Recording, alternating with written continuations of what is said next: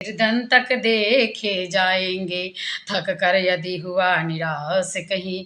शायद कोई चलता राही, पद चिन्हों को देख वहाँ पा जाए अभिनव आशाही। भारतीय नारी की संस्कृति की यह कितनी बड़ी विडंबना है कि आज देवर भाभी का रिश्ता एक हंसी मजाक का एक घरौंदा बन गया है। यही सब तो हमें रामायण शिक्षा देती है। हम रामायण खोल कर देखें, माता सीता व लक्ष्मण जी ने किस प्रकार से देवर भाभी का रिश्ता निभाया है। लक्ष्मण जी तो माता सीता जी को भाभी शब्द से कभी संबोधित ही नहीं किए हैं। वे तो सदैव जनक नंदिनी जानकी वैदेही माता मिथिलेश्वरी इन्हीं शब्दों से संबोधित किया करते थे। जनक नंदिनी जानकी विवाह के बाद जब दुल्हन बनकर अयोध्या आती है, तब उनकी सासें उन्हें मुंह दिखाई के उपलक्ष्य में कुछ ना कुछ देती है। मगर जब माता सुमित्रा की बारी आती है, तब वे क्या दे रही है। माता सुमित्रा जनक नंदिनी माता जानकी से कहती है कि अय बेटी जानकी, आज इस मुंह दिखाई के उपलक्ष्य में मैं तुम्हें अपने कलेजे के टुकड़े प्रिय लक्ष्मण जी को तुम्हें सौंपती हूँ। आज से तुम इनकी माता हो। और जब वन जाने के समय लक्ष्मण जी माता सुमित्रा से आज्ञा मांगने जाते हैं, तब भी माता सुमित्रा क्या कहती है, यही कहती है कि बेटा लक्ष्मण, तुम वन को जाओ, जाना चाहते हो जाओ। सीता जी तुम्हारी माता है और राम ही तुम्हारे पिता हैं। तो माता सुमित्रा कहती है कि तात तुम्हारे मातु देही, पिता राम सब भांति सनेही। तात तुम्हारे मातु देही, पिता राम सब भांति सनेही। और जहाँ राम है वही अयोध्या है। माता सुमित्रा और क्या कहती कि बेटा लक्ष्मण, मैं तो अपने कोख को धन्यवाद देती हूँ रे, जिसने तेरे जैसे राम भक्त पुत्र पैदा किए। किसी कवि ने ठीक ही कहा है कि ऐ जननी ऐ माता, जननी जन है तो भक्त जन, पुत्रवती उती जग सोई, रघुपति भगत जासु सुत हुई। माता सुमित्रा कहती है कि मैं अपने कोख को भाग्यशाली समझती हूँ और कहती है कि पुत्रवती युवती जग सोई, रघुपति भगत जासु सुत होई। माता सुमित्रा कहती है लक्ष्मण, राम भक्त पुत्र पैदा करके तो तेरे साथ तेरी माता धन्य हो गई। और जब मेघनाथ के शक्ति बाण से लक्ष्मण जी मूर्छित हो जाते हैं, तब भगवान राम कैसे विलाप करते हैं। भगवान राम कहते हैं कि निज जननी के एक कुमारा, तात तासु तय प्राण धारा। निज जननी के एक कुमारा, तात तासु तय प्राण आधारा। लौ कुछ उस समय पैदा नहीं हुए थे, तो सीता जी को ही संकेत करके कहते हैं कि निज जननी के एक कुमारा। रामायण में तो एक से एक बढ़कर शिक्षाप्रद बातें भरी पड़ी है, मगर हमारे पढ़ने मात्र से क्या होगा भैया, अगर हमने उसे जीवन में उतारा नहीं। सच्चा ज्ञान तो वही है जो हमारे आचरण में उतर आया हो। ग्रंथों के रट लेने से क्या होगा। गधा चंदन का भार ढोता है, पर उसका महत्व वह नहीं जानता। बेचारा तोता राम राम रटता है, पर वह यह नहीं जानता कि राम है कौन। इसी रामचरितमानस से हमें यह भी शिक्षा मिलती है कि हम अपने से पूज्य जन को कैसे नमन करें। हम रामायण में ही देखते हैं कि माता सीता राम लक्ष्मण सहित जब अत्रि अनसुईया के आश्रम में पहुंचती है, तब माता सीता जी की आदर्शता देखिए। अनसुईया की पद गई सीता, मिली बहोरी सुशील विनीता। अनसुईया की पद गई सीता, मिली बहोरी सुशील विनीता। माता सीता ऋषि पत्नी अनसुईया के श्रद्धा से प्रणाम करती है। आजकल की नारी होती तो यही कह देती कि हम क्यों घास पात के झोपड़ी में रहने वाले, ऋषि पत्नी अनसुईया को प्रणाम करेंगे। अरे हम तो राजघराने की बेटी हैं और राजघराने की बहू हैं, फिर तो माता सीता साक्षात पार ब्रह्म परमात्मा की धर्म पत्नी थी। उन्होंने जो कुछ किया हम लोगों के लिए, ताकि हम उनकी आदर्शता पर चल सके, उनके आदर्शों पर चल सके। भगवान राम का भी आदर्शता देखिए, जब उन्हें गौतम ऋषि की पत्नी अहिल्या का उद्धार करना होता है, तब उनकी चरण धूलि से अहिल्या का उद्धार होना था। मगर भगवान सोचते हैं कि क्या किया जाए, अहिल्या ब्राह्मण ऋषि पत्नी है और मैं क्षत्रिय कुल का हूँ, ब्राह्मण पत्नी को चरणों से कैसे स्पर्श करूं। तब भगवान दोनों हाथ जोड़ करके ऋषि पत्नी को प्रणाम करके पत्थर बनी अहिल्या की परिक्रमा करते हैं। उनके परिक्रमा करते समय जो धूल पत्थर में पड़ी, उसी भगवान के चरणों के धूल से अहिल्या का उद्धार हुआ। तो भैया हमें तो शास्त्र पढ़ना, उपदेश देना बहुत आता है, हमें उपदेश देना खूब आता है, मगर हम आदर्शों पर चलना हमें कहाँ आता है। हमें थोड़ा बहुत ज्ञान हो गया तो क्या पूछना अहंकार का। हम अपने से पूज्यजनों को प्रणाम करना तो दूर रहा, उनकी ओर देखते तक नहीं। ऐसा है हमारा ज्ञान, हमारा अहंकार ही हमें ले डुबाता है।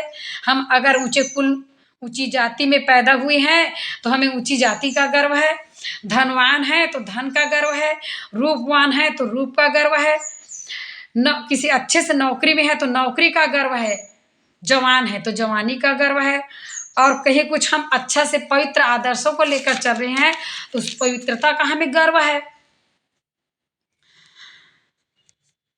किसी संत ने कहा है, ये गर्व हमें कहीं से नहीं छोड़ा। किसी संत का कहना है कि मत करना अभिमान तू बंदे, झूठी तेरी शान रे, झूठी तेरी शान। मत करना अभिमान तू बंदे, झूठी तेरी शान। क्या लेकर तू जग में आया, क्या लेकर तू जाएगा। कौन है तेरा, कौन है मेरा, कौन है तेरा, कौन है मेरा, ये जग जोगी वाला फेरा, ये जग जोगी वाला फेरा। नाम प्रभु का जप ले बंदे, झूठा है सब रैन बसेरा, झूठा है सब रैन। क्या कहना भैया, इस अहंकार का बड़े बड़ों को तो ले डुबाया। इस अहंकार ने तो हमें अहंकार नहीं करना चाहिए, हमारा अहंकार करना व्यर्थ है। जीवन यौवन यहाँ कुछ भी नहीं रहेगा, सब क्षणिक है, सब 2 घड़ी का सपना है। यहाँ यह है सब माया, मायापति की। वे तो स्वयं कहते हैं कि बड़ी दुस्तर है, बड़ी कठिन है मेरी माया को लांघ जाना। जो जीव मेरी शरण में आ जाता है वही बच सकता है मेरी भुवन मोहिनी माया से। जैसे मछली पकड़ने वाला मछुआरा जाल फेंक कर मछली पकड़ता है, तो मछुआरा के पैरों के पास जो मछली आ जाती है वह नहीं फंसती, बच जाती है, क्योंकि मछुआरा का पैर तो सदैव जाल से बाहर रहता है। उसी प्रकार से जीव यदि मायाधीश की शरण में चला जाए तो माया उस पर अपना प्रभाव नहीं डाल सकती। रामकृष्ण परमहंस माया को भी माँ काली कहकर पुकारा। उन्होंने कहा माया ईश्वर की शक्ति है, महाकाल की शक्ति है। काली काली और ब्रह्म, महाकाली और ब्रह्म कोई अंत नहीं। रामकृष्ण जी के गुरु ने थे तोतापुरी गोस्वामी, ने शक्ति को नहीं मानते थे। गुरु शिष्य में इन्हीं बातों को लेकर कई बार बहस हो जाता था।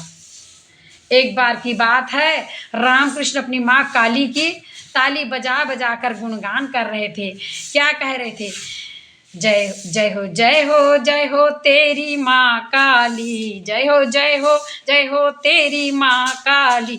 माँ बागवाली माँ शेरवाली, माँ बागवाली माँ शेरवाली, लंबे बाल वाली काले केश वाली। जय हो तेरी माँ काली। तोतापुरी यानी उनके गुरु कहने लगे, अरे रामकृष्ण, तू पागल जैसा पत्थर की मूर्ति के पीछे दीवाना हो गया है। सुबह से शाम तक जय माँ काली कह करके दोनों हाथ बजाता है जैसे रोटी बना रहा है। रामकृष्ण कह देते हैं, मैं अपनी माँ की महिमा का गान कर रहा हूँ गुरुदेव, मत कहो मेरी माँ को ऐसा। किंतु तोतापुरी गोस्वामी नहीं मानते थे। माँ महामाया ने सोचा होगा, बेटा अरे एक दिन तुझे मानवा के रहूंगी रे। कलकत्ता के दक्षिणेश्वर काली मंदिर में तोतापुरी गोस्वामी जी लगभग 11 महीने रहे। रोज रात्रि के समय वो धुनी जलाकर रात भर समाधि में मग्न रहते थे। देखिए अब माँ महामाया महाकाली की माया, एक बार उन्हें आंव की बीमारी हो गई। रात को उनके पेट में बड़ा दर्द होने लगा। समाधि के द्वारा शरीर को भूलने को उन्होंने बहुत अथक प्रयास किया, किंतु उस रात उनका मन किसी भी प्रकार समाधि में नहीं लगा। तब वे सोचे चल इस शरीर को चले और गंग जी में विसर्जित कर दूं जा करके। यह सोचकर वे दक्षिणेश्वर के घाट गंगा में उतर पड़े। और गंगा वहाँ बड़ी गहरी है, कहते हैं कि अभी भी वहाँ गहरा है, वहाँ जहाज के द्वारा जाया जाता है अभी भी। तोतापुरी जी आगे बढ़ते गए। नदी का एक किनारा दूसरा किनारा आ गया, मगर गंगा में उन्हें घुटने भर से अधिक पानी नहीं मिला, अथाह गंगा जी में उन्हें डूबने के लिए पानी नहीं मिला। ये है माँ महामाया की माया। उसी दिन से माँ काली की महिमा को वे मानने लगे और सारी रात वे माँ के चिंतन में, माँ काली के चिंतन में डूबे रहे। और सुबह वे अपने प्रिय शिष्य रामकृष्ण की भांति तालियां बजा बजा कर माँ का गुणगान करने लगे। प्यार तुम्हारा ही तो माँ इस जीवन में साकार हो गया, बरसाया पीयूष मरुस्थल माँ सोने का संसार हो गया। प्यार तुम्हारा ही तो माँ इस जीवन में साकार हो गया, प्यार तुम्हारा ही तो माँ इस जीवन में साकार हो गया, बरसाया पीयूष मरुस्थल माँ सोने का संसार हो गया। गला दिया तुमने जीवन विश्व वाटिका यह लहराई, आंधी पानी में आंचल ढकमा बुझती दीपक शिखा जलाई। क्रोध तुम्हारा उमड़ पड़ा तो चंडी का अवतार हो गया, प्यार तुम्हारा ही तो माँ इस जीवन में साकार हो गया। रोती ठोकर खाकर दुनिया थपकी खाकर फिर सो जाती, उमड़ तुम्हारी करुणा धारा फूलों पर मोती बिखराती। प्यार तुम्हारा तूफानों में नैया का पतवार हो गया, प्यार तुम्हारा ही तो माँ इस जीवन में साकार हो गया, प्यार तुम्हारा ही तो माँ इस जीवन में साकार। उसी समय हंसते हुए रामकृष्ण जी आ गए और बोले, क्यों आप आज क्यों रोटी ठोकने लगले? तोतापुरी गोस्वामी जी ने कहा, हरे रामकृष्ण तू ठीक कहता है रे, तेरी माँ ने तो मुझे आज दिखा दिया कि वे भी सत्य है, अर्थात यह जगत भी सत्य, जगत भी ब्रह्म का ही प्रकाश है, उसी की शक्ति है, काली की शक्ति है। प्रेम से बोले भगवती महाकाली माँ की जय।